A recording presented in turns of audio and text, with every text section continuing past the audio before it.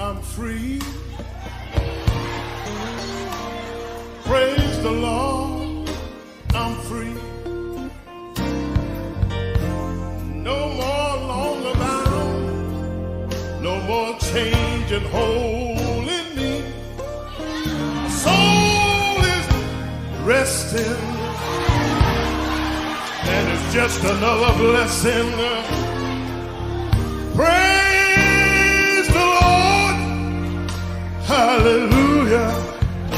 I'm free. I got to say it one more time. I'm free. Praise the Lord, I'm free. I've been saved and sanctified, filled with this holiness. I'm resting. It's another blessing. Praise the Lord, hallelujah, I'm free. Amen, amen, amen. Fofo mavo mi gbaso akpe dada nolo. Israel be fofo ayiko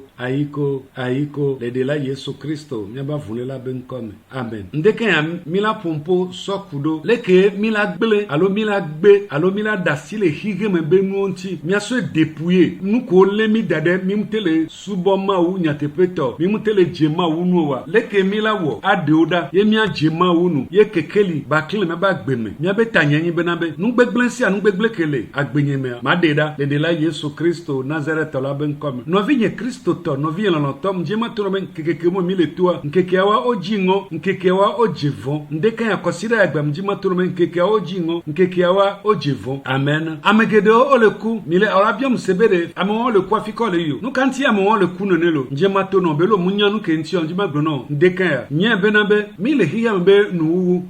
satana plebe dolao odidiva nyigbanji lo po agbeke amegbeto vi lo nu egbe ola nyambe na be ye satan la nyigbanji vanvan satana la nyigbanji vanvan satana ele zan enudo sigbebe ahasi sigbebe efififinene yenyi ebe avonu gan kebe gbale zan egbe efififi ahasi wowo lo le gbon fififi on le gbon mewu chando mesedeka o ma po film de pepe ke o ma po ehunkoda yin le mu amen ehun make ko la hun tele abe ase journal olonya jojo ko ma po o ma se ava be nyalo ola ase ava wi la video nje matono benabe eya ede Yesu Kristo Nazareth la be ya ede vom nje matono o Kristo toke ngbado fafojino mulonyo gbo lono tonyi lono be nyam le glono le ni mulno wanyi maglonya ya nawo matin gloma unya kenyi kesino tonye nye be nyano vale nglo kesino tonye nye be nyana wanyi mu pede nti o e chan le mega ke vanyi pede nti o nukela na ye ola po dede ola de agbewa ye be nyam le tono amen nuke mi ja hne nuke mi ja no kaka akpa yenyi romato bagbanle eta weton popui weve so yi wene romato bagbanle eta weton popui weve so yi wene Romains chapitre 13 verset 12 à 14 Romains chapitre 13 verset 12 à 14 lekebe popui mi ja zan kaka aso enu banambe amen le de la Yesu Kristo Nazareth la ben comme mjibe ma gona me ma wole tono mbe na be prière ke mule soroda cha mi mulo prière anyo amen prière ale mun lancer requête alo o se requête rola chi eno appareil wa lo chi appareil wa ola dogbe wara si bebe 2 à 3 minutes nene ola gbazin appareil wa ela gbato doji ku requête bu vo mi jo le se tonya ko le gbon amen ga kaka belevo awo mun ne ntie mi o prière ado ne o senyareka le ngbo fifi benambe mo ba menu vevene gbangoro jiwa ola gbe ola dogbera mo ma vene gbangoro ji ola we kaka si bebe 2 minutes nene amen donc mingba no récitation amen mingba no amen do prière ya jipo njibe nambe mi adogbeda kapopo ke muso prière wa kapopo mi so dona gbeda prière ke mo wa alo ma prière ke mo wa le nyen tom le nku na mi kitika mi la dogbeda ku prière wa ele kapopo de kakufa donc njibe assez gomenyo de be le nyen tom le nku mi kitika be ma prière wa na wa mi la no dogbera ku memu sujet wa ele kapopo de ka la 20 tocha amen donc mo le gbo be nambe hiya me ejevon ameko le ku egbe amble gbo fi ko le yo o le yiso ma vome ameko coronavirus lo ka gbogbo to o le yiso ma vome satana le jirado ne ava ma mle pele de la Yesu Kristo voi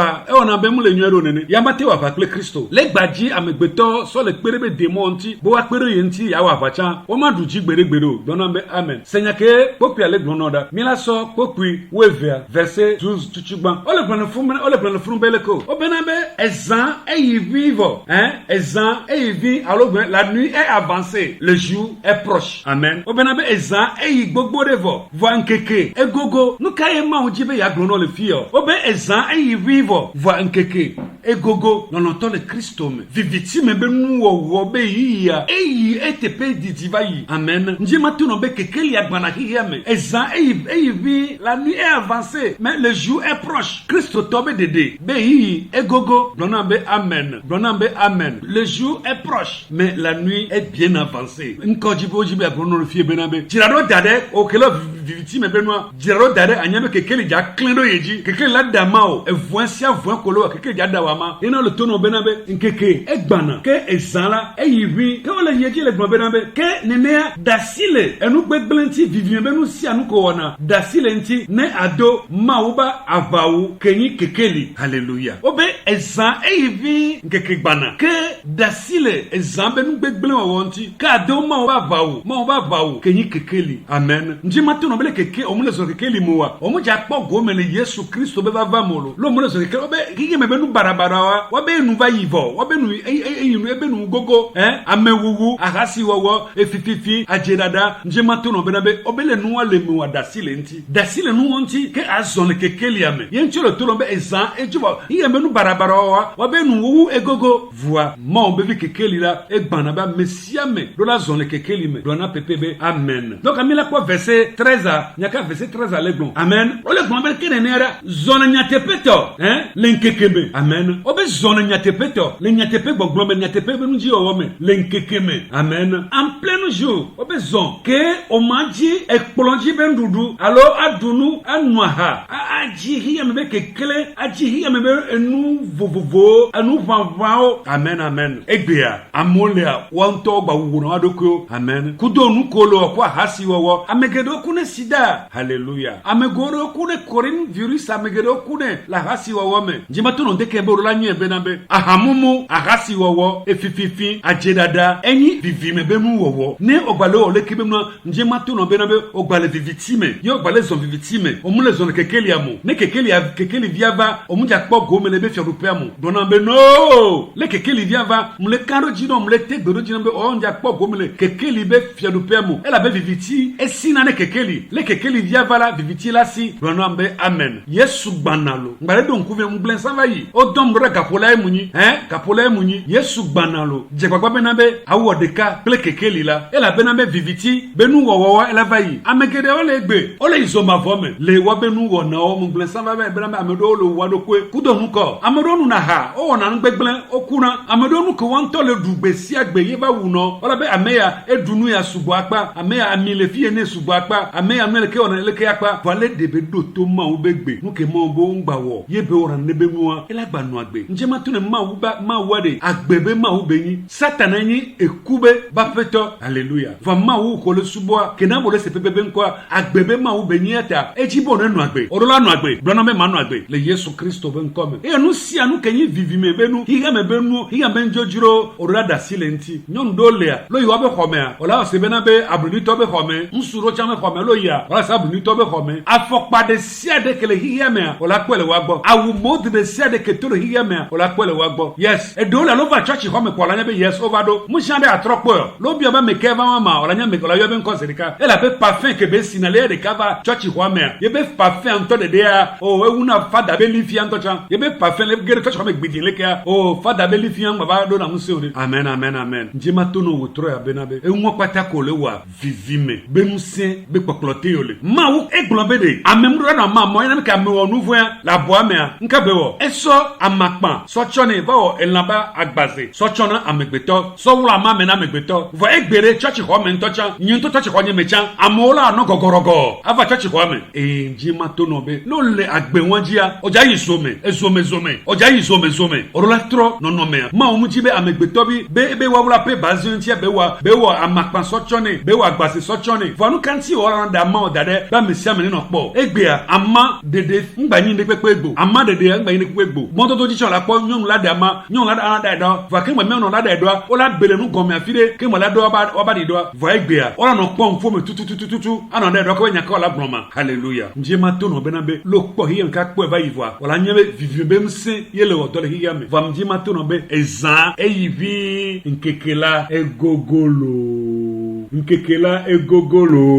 amen amen amen amen amen nkeke gogolo 14 ale blonda 14 elle est blonde enyade hallelujah hallelujah elle est blonde benabede 14 ale blonde benabede do apeto Yesu Christo do apeto Yesu Christo aba wunene obe mais revêtez-vous du Seigneur Jésus-Christ obe do apeto Yesu de abe awunene amesiko do Yesu aba wunene wa wela pa gomele kekeli ame volo mu do apeto Yesu aba wunene wa mveve jawo benabe no awo mado Yesu aba wunene pepe nyambe mado Yesu be awunene ne o le tere pepe o tere benabe ado Yesu aba wunene ka wa vivien même saint o la to le vivien même saint de ça de te adje Yesu ayo me akonka vanvan vivien même saint de ça de kebe paklote o la to le me o be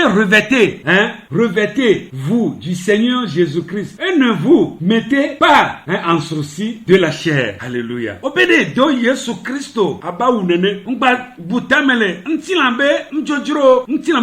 ongba ni mohenu na o la bible en togno benabe mi gbavone sokegbano e sokegbana ntola ni toba alléluia ne vous inquiétez pas de ce que vous allez manger vous allez porter ou bien habiller boire je ne sais pas mais revêtez-vous du Seigneur Jésus nous kola douso nous kola doswa yangba ni jimade ngba ke jimade divana o ke do Yesu Kristo aba awunene amen babuta meso hiye mebe njojiro ntio ntina be njojiro ntio amen ke hiye mebe njojiro la convoitise qui est la convoitise du monde hiye me doname non vi o le doko le gomme oyo mu le deux non vi o le doko tu oyo mu le deux de be vena non vi o bla wechi gangaga o mble o de be vena o chona che papa benabe yela onde ne gba to benabe yela gba saibe ntila ale gba to benabe yela gba zo no vi chicha yela weke che adore ne be no no be awo munyo la no to le Christ pepe be munyo bomo ba sinu ela be Yesu le po hiye me be for 3 Yesu gbana hiye me zande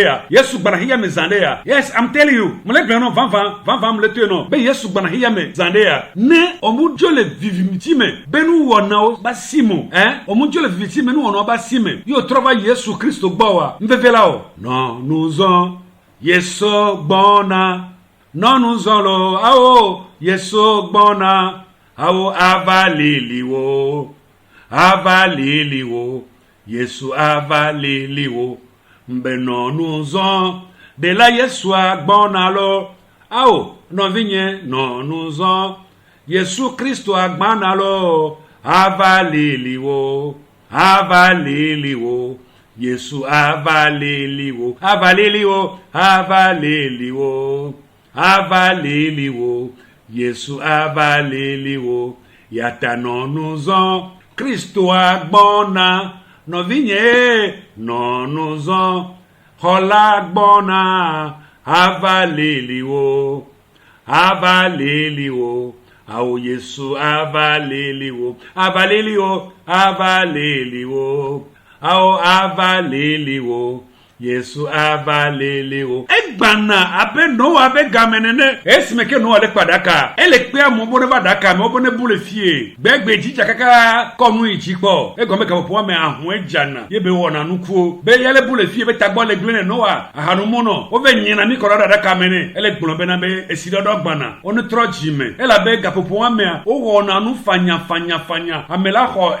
enua de le toasi amela ho no le toasi amela devia amela de hoa o ano dokudolan no wa be game ko to be game egbe fu tekelo don tinamla no wa be game ku be game ko be game kemile ya fu tekelo nya be yi enyira wo Sodom egomo nya be yi kemile to enyira wo Sodom egomo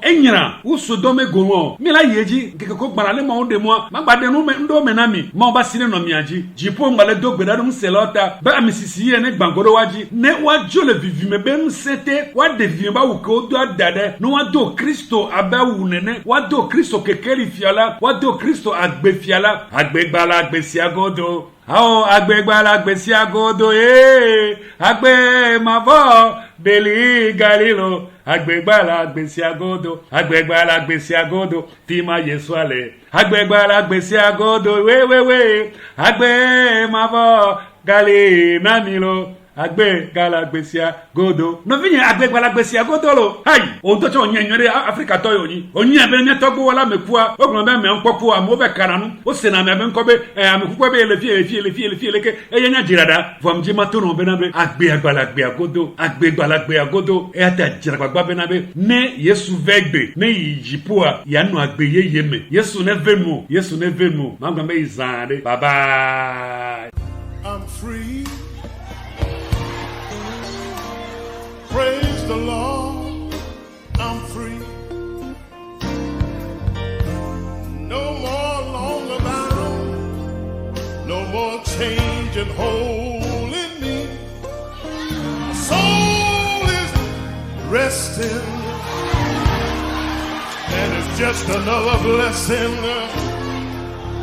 Praise the Lord, hallelujah. I'm free. I got to say it one more time.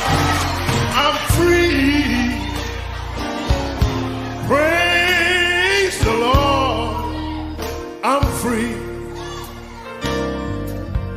I've been saved and sanctified. Filled with this holiness. I'm resting. It's another blessing. Praise the Lord. Hallelujah.